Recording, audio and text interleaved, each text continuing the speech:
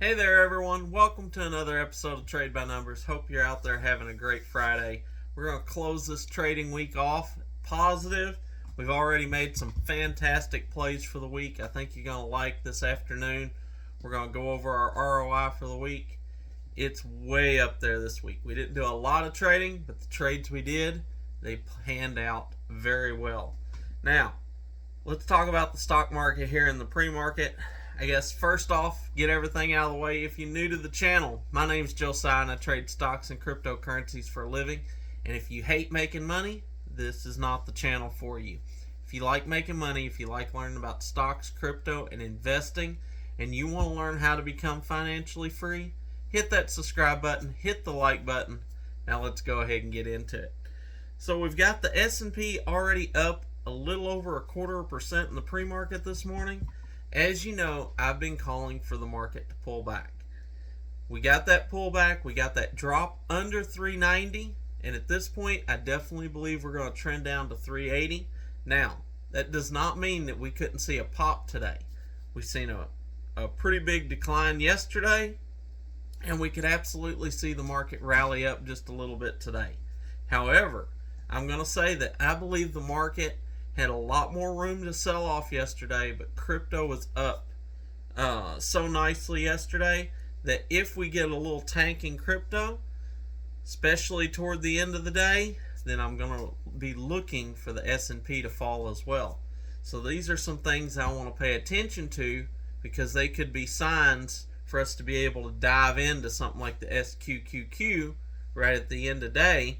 And we might even try playing the TQQQ a little bit right at the beginning of the day if we could pick it up in the pre-market. However, I'm still looking for that fall. So the TQQQ, it had to drop a little bit. Let's actually pull that up here real quick.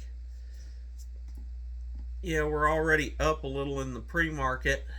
I'm not really looking to play that at this moment. If it really dropped off, maybe I'd take a chance on it. But SQQQ, let's see here where we're sitting at on it. We're already down to $48. The fact that I believe that there's a really good chance this could fall off, that could be a very nice starting point. In fact, I may actually pick that up after I get done shooting video, especially if we can get a few cents below it. But I think that there's a good opportunity for the SQQQ to run because, of course, that runs up when the market comes down. And I do think there's a good chance for the market to come down, like I said, especially if I start seeing crypto fall off. If I see crypto fall off, I'm going to use that as a sign that the stock market's going to do the same because I do believe there's some more room for it to run down. We made it under the 390 on the SPY. Now, it could run back up above that, but at this point, I'm looking for that trend down to 380. That is our support level.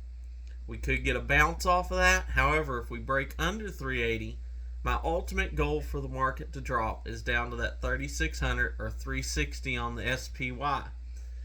We bought some puts on the SPY a couple of days ago. They are looking fantastic. I'm going to sell them before the day is out. I'm also going to have to sell the puts that I bought on Coinbase. Now, we are going to lose some money on those. Coinbase ran off on us. We're going to lose some money on those, but we'll go over all that this afternoon. We'll figure in our losses, and we'll see what our ROI was for the week. But Coinbase definitely, it hit us hard. I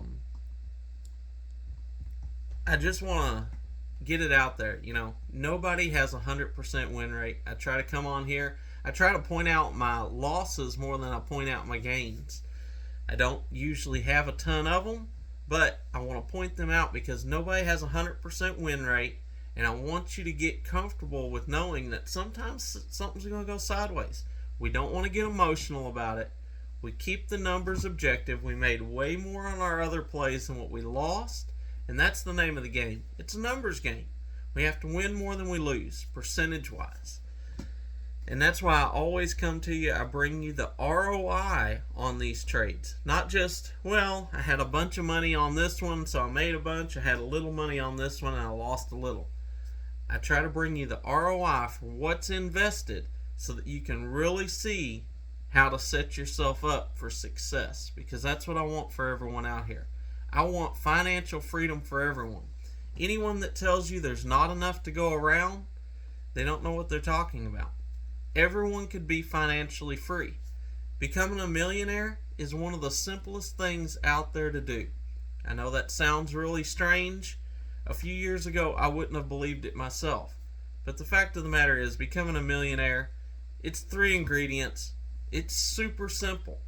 What keeps most people away from it is the last ingredient. And the last ingredient, of course, is time. You have to put some time into this.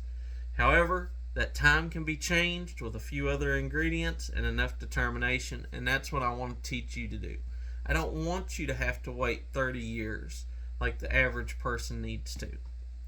I want you to become financially free and become successful as quickly as you can.